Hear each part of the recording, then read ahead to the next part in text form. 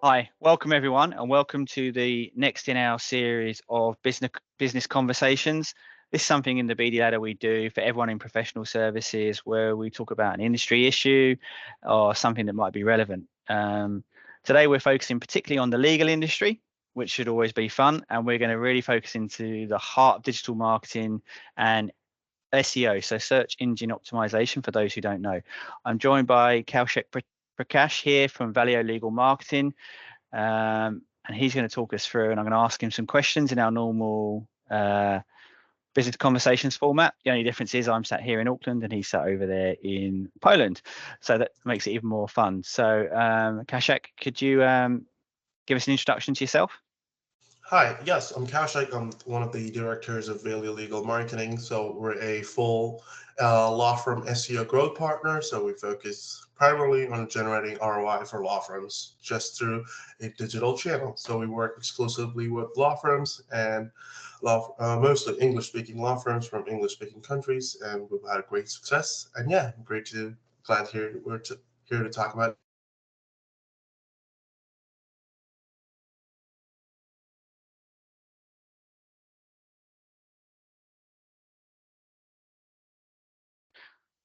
Awesome. We lost you for a second there, but that's always the fun of dealing with these things overseas. Right. So my first question to you is, so why is SEO actually important for law firms at all? Okay, because when law firms think about SEO, they often either have negative experiences or they don't know what it is, so they try to shy away from it because it does seem intimidating because there's like coding involved, there's a lot of like content, backlinks, too much going on. But SEO, it's actually really beneficial because it can help with your firm's brand awareness. Because if you're a brand new firm and you're just getting started and you want to get your name out, and if you focus keywords, that's something we're going to be talking a lot on this call right now. If you appear on certain keywords and people look up your website, you basically brought traffic to your website of people who've never heard about you before. And helps with brand awareness, lead generation. It's a great way to convert leads because once people know about you and they know what you do, what you have to offer, and if they have any services and they have any needs for legal services, you're going to be the first one they're going to reach out to. Lead generation, that's number second. Third is it helps you be a credible source. When it comes to the legal industry, people want an expert. So they want someone who's reliable, communicates great, and can actually, get them from A to Z through their legal needs. So it definitely helps with that too. Awesome. So clearly they need it to a degree, but how do law firms differ from other types of business in terms of their SEO needs? Because some people selling widgets, you can see the need for it. Amazon obviously need to be top of the search rankings, but Mhm. firms, why Yes. is it different? When it comes to let's take like e-commerce or even like a local mom and pop shop. If they were to do SEO, it's very transactional because you could say, "Hey, look, we sell these products. We have invested like $1,000 into SEO. We got like $2,000 back." Whereas when it comes to a law firm, seeing the ROI, it's not that easy because for B2B law firms, it's more relationship based, and you can't Mm. just say, "Hey, look, I put like I sponsored this event and this is what I got out of it," or I did this content piece and I got like 10 clients. It's kind of hard to predict it, but at the same time, it is very different because a law firm SEO is completely based on credibility and being the expert, and SEO helps you with that because if you publish credible, valuable content, people know that you're a great resource and you can actually help them for free, and then they'll be more willing to get you for the paid services. Awesome. So digging a bit deeper, what are some of the common SEO strategies law firms can use to improve their search rankings? Number one would be content marketing. I think there's this thing going. People have heard this multiple times when they Yeah. hear that SEO content is king. So, and I have to agree with that. Content is the foundation of a good SEO strategy. So, focus on content marketing. Focus on distributing those content to credible resources. That's how you acquire backlinks. That's Google's way of knowing, okay, look, this website is credible and there are other credible websites linking to them. So overall, your SEO is going to improve. Focus on local SEO, which is when most people look for legal services, this is especially true for BDC law firms, they're going to go to a law firm which is maybe 7 kilometers max within their vicinity. So if you appear on relevant searches when they're searching for, let's say, Oakland car accident law firm, and you appear on those searches, it's very likely they're going to contact you. There's going to be like 5, 6 firms who are in the top, and if you appear on one of those searches, it's very likely they're going to reach out to you. So when it comes to SEO, the fundamentals are content, backlinks, technical SEO, which is have a clean, smooth website. Don't treat it as a, hey, as soon as someone lands on the website, don't say, hey, sign up to my newsletter, read this blog article. Don't bombard them. Give them a great and smooth experience. And yeah, you should be set for SEO. Awesome. And just for those of us, those tuning into our business conversation who aren't aware, backlinks is when another website shares your content and links back to your content, or shares a link back to your actual website. So keeping it nice and simple for those who are less informed on there, which is really good. And content marketing can always seem like a really hard thing to do, and obviously there's agencies out there doing it. Just before we move on, I wondered about the use of ChatGPT and AI. Can law firms leverage that to a certain degree to actually make content marketing easier? Okay, that's a very interesting topic, because I've had a lot of conversations with law firms, or even back last year when like ChatGPT really started, I would say blowing up, and law firms, they saw, hey, look, we're paying this content writer and he's quite slow. Why not just give it to ChatGPT and get the content written? It's much better. So the problem with that is oftentimes when it comes to AI, it goes on the internet. It acquires all the sources, and it's pretty much plagiarizing the content. And as a law firm, you don't want to be plagiarizing content, because that'll land you in legal hot water. So that's something we want to avoid. But at the same time, that doesn't mean you can't benefit from ChatGPT. You can use it for, let's say, keyword research. And you want to rank for particular keywords, you can go, hey, ChatGPT, show me the top keywords for people searching for patent attorney or trademark filing cases. So that way you could target those keywords on your website, either in your practice area pages or through your content. And another way I use ChatGPT, because I suck at doing this, is for writing catchy headlines. Because I do good copywriting, but I suck at writing headlines. So I get, hey, ChatGPT, give me 7 alternate headlines for quotes, and I put the headline there, and it's actually quite good. So that's how I do a lot of my blog articles, a lot of my LinkedIn posts, and I would highly recommend for that. Absolutely, it takes a lot of pain out of LinkedIn posts. We use it ourselves as well. Even if the product that ChatGPT gives us isn't the final one we use, it gives us something very, very editable and a good structure. So to your point, if you're struggling, it can make a 5-minute job a 5-minute job rather than a 15-minute one with lots of angst. Thanks for answering that question. Just very topical at the moment. So when you look around, what are some of the common SEO mistakes that law firms make, and how can they avoid those ones? So I used to work at a law firm, and then I was a BD of marketing manager for a patent law firm in Korea. And one of the common mistakes I noticed was how a lot of B2B firms, I'm talking about B2B law firms, but also applies to all law firms, is that the partners often write the content and they hand it out to the BD team, and to make it more, quotes, readable. So because oftentimes the partners discuss like very in-depth or legal topics, and the common person cannot understand that. They don't understand the legal implications, and the BD team is supposed to make it more readable and distribute the content. And they say, hey, look, post this on social media, do your magic. And that's not how content marketing is supposed to work. It's supposed to work based on it's supply and demand. That's what I like to say. It's find out what people are searching for on Google or on the internet. So you can do that through keyword research. That's something we'll be talking about here. And once you do that, you have an idea of, okay, these are the questions my ideal audience are asking. And if I'm not answering them and I just create content that I think they would find helpful, I think there's a mismatch there. And that's why a lot of firms don't see great results from their content marketing or SEO.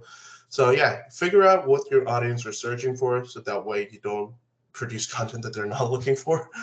And number two is to stop treating the website like a digital billboard, but rather start using it as a lead generation tool. Because often when people do their research, your website is often the first place they land on. And I know it's really nice. It's nice to have a pretty looking website where everything's clean. It displays your firm in a very professional manner. I'm not saying you don't need to have that. That's fantastic. That's great for their user experience, but also go the extra mile and focus on optimizing your website for SEO and conversions. So you can include the keywords in your practice area pages, in the partner profiles, and have a clean blog section so people can use your website as a resource hub when they have legal needs particular to your service areas. Awesome. So keyword research sounds like it's something quite key. So how do they go about it? How do law firms leverage keyword research? What do they need to do? There's a bunch of tools, and I would highly recommend using paid tools because Google, there are free software out there. One of them is Google Keyword Planner. Although it gives you like a ballpark of how many people are searching a keyword, I would recommend Key Search. It's only $70 a month, and you get a bunch more data, and it's just way easier to use. And if you have like an in-house marketing team, you can export all the data and even send it to them. So yeah, go on like Key Search, or there's RS, SEMrush. There's a bunch of tools. Type in relevant practice area keywords related to your services, and it'll spit out like a bunch of keywords. You can search. You can see, hey, this is getting 1,000 monthly searches, but it's very difficult to target. So you could try searching for alternate keywords based on how your law firm is in regards to SEO. So that way, if let's say car accident attorney in Houston, it's high competition, high volume keyword, you might want to go for something which is mid to above average search volume, which is the number of people searching for it on Google, but at the same time lower competition. So that way you get more of the traffic to your website. Okay, so most law firms need a website, like it's shiny, like the idea of people coming and seeing their expertise and how wonderful they look. But how do they actually use content marketing and SEO together to create a strategy to generate leads and actually attract new clients and win new work? Okay, so SEO, I think it's a multi-pronged approach because there's three. When marketers look at SEO, there's three funnels. There's the top funnel, middle funnel, and the bottom funnel. I think you need to cater your content to people in all three funnel journeys, because top of the funnel is people who maybe heard about your firm or have no clue about your firm, and you create insightful content to attract them to your website. And middle of the funnel is they have some legal needs in regards to the services you offer, and you get them in your newsletter. It's called, we marketers, we call it lead generation. So that way they get more of your content, they know more of what you do, they look at your case studies, they look at the testimonials, and they know you're the right person. And the bottom of the funnel is the contacting step. So they're satisfied with the case studies. They know, okay, I have a case similar to something they've done in the past. And I know they can like follow through with it. So they have the final assurance before they contact you. So that way, when you cater content to people in each step of the funnel, you're going to get like a consistent lead generation source. Cool. Awesome. I like it. Now, I've already said that backlinks are a really important part of SEO for law firms and how it works. But how do they go about building these high quality backlinks? In order to build good backlinks, you have to produce content that's worthy of being backlinked. That's just simple as it is. So focus on creating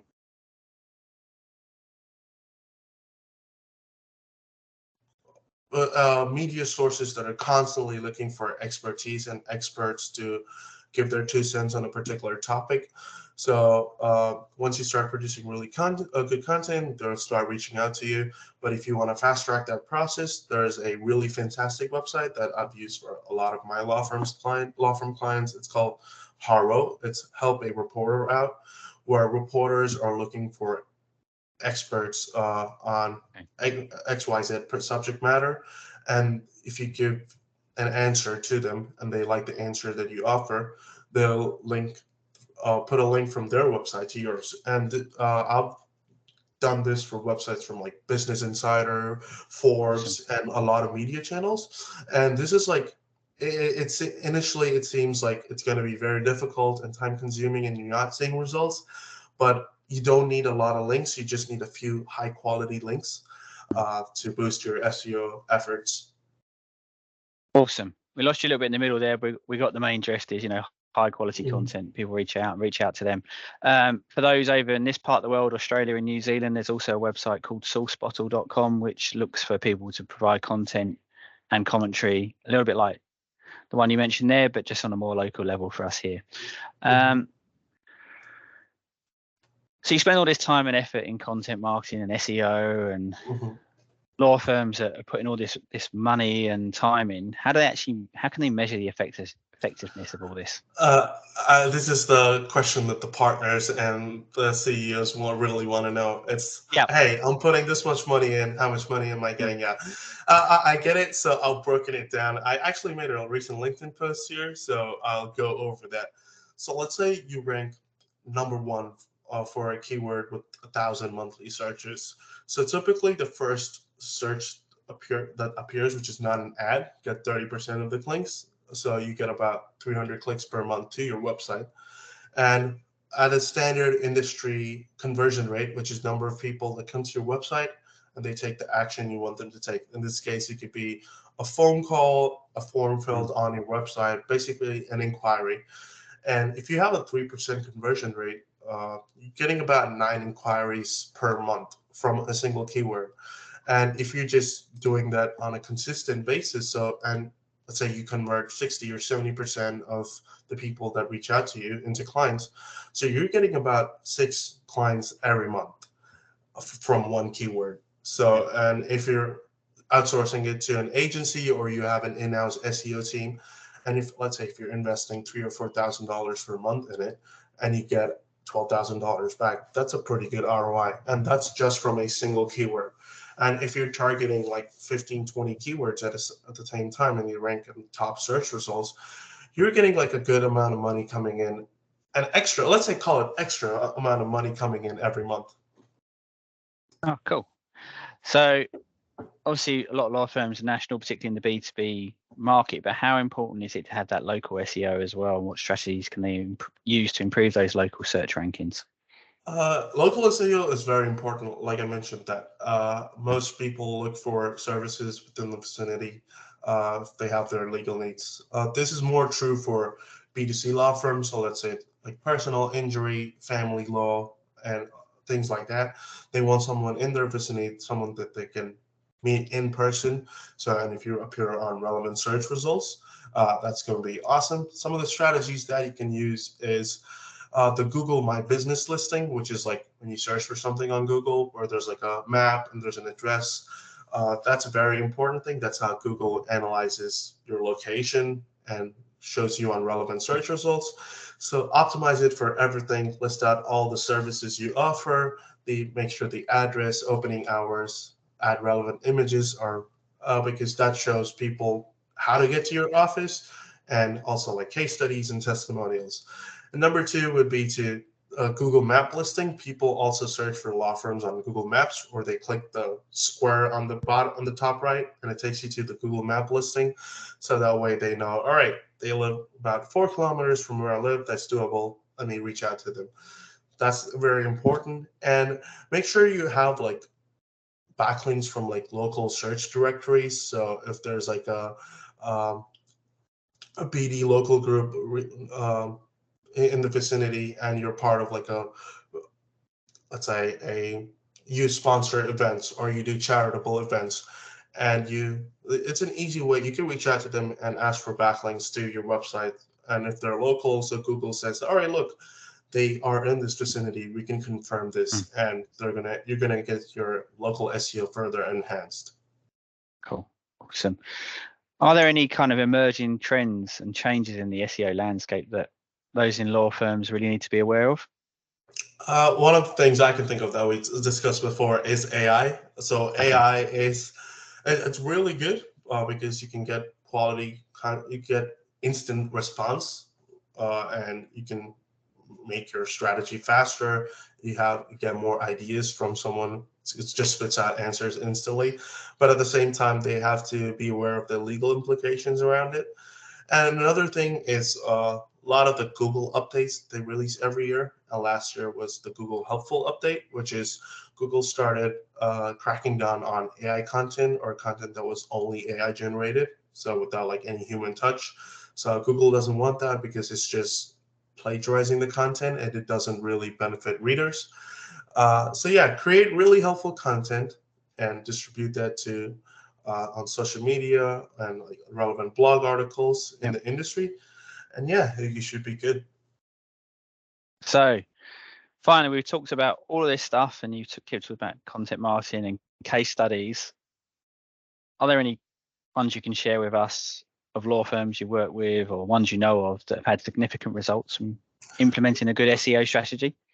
Yes, also we recently worked with a legal 500 firm. So they came to us. They're a firm in the Middle East, so that's all I can say. And Yeah. they wanted to get into new practice areas, and they wanted to promote those services. And we took them from about 590,000 monthly visitors to around 700,000 in about 6 months. So a lot of people knew about the new practice area, and they're a pretty well established firm. So, and appearing on relevant Google searches made them, it definitely helped because they were like significant, but a lot of their existing audience was a bit surprised that they went into certain practice areas, and we actually got a few clients from them, a few Fortune 500 clients from them from our legal updates. And we've also worked with like Canadian personal injury firms where we started helping them last year and took them about 12 months. We've added an extra $150,000 in monthly recurring revenue. So we get about 18 to 20 cases per month coming in consistently, and their case value is quite high. So they got a good amount of additional revenue coming in every month. That's awesome. Before we close this session out, there's a really interesting point that I think some people may not be aware of. It's not instant with SEO. So what's the kind of actual timescale of investment before you start seeing results in this kind of stuff? I would say, once again, I know people, a law firm partners hate this answer, and the answer is that it depends, because it depends on where your firm is currently at in regards to the eyes of Google or Lord Almighty.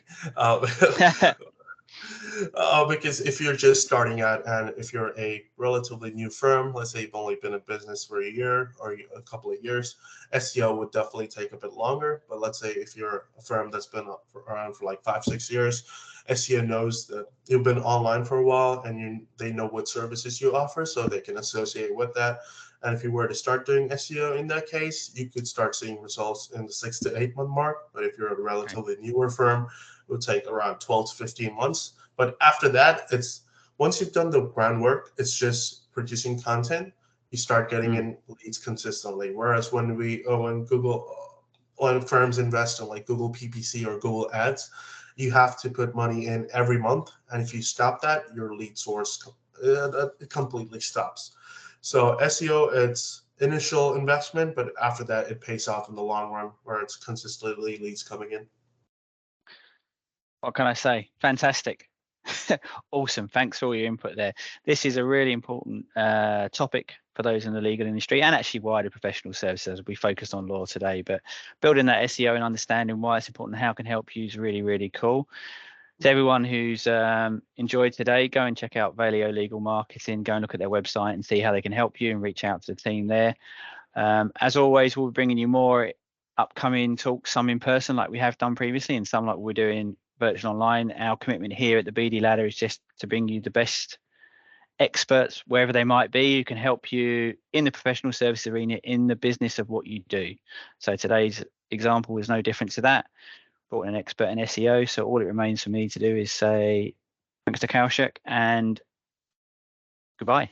And obviously, if you like our content, when you get to our YouTube channel, make sure you hit the subscribe button. Thank you.